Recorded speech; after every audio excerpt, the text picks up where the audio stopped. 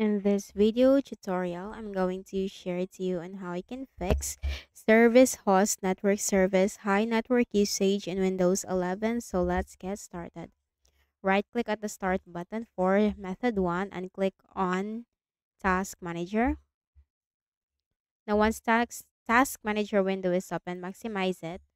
Then we need to simply locate the service host network service. Okay, so we need to scroll down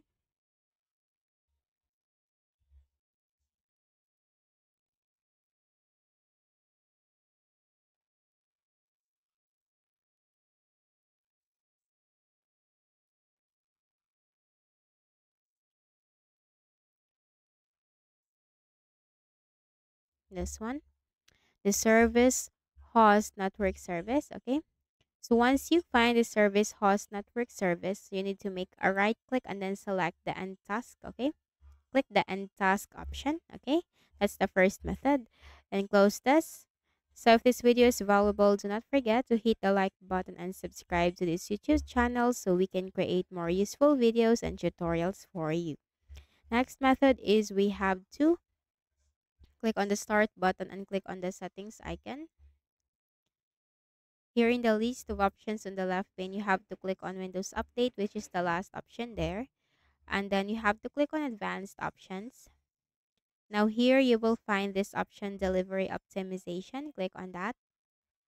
And make sure to turn off this option.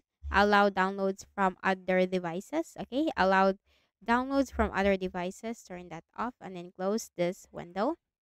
Then go to the Windows search bar, method 3, type CMD.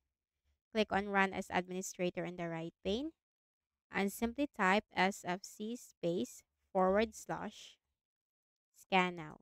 Sfc space forward slash scan now, hit enter. The system file checker scan will begin, so you just have to wait for the process to be done.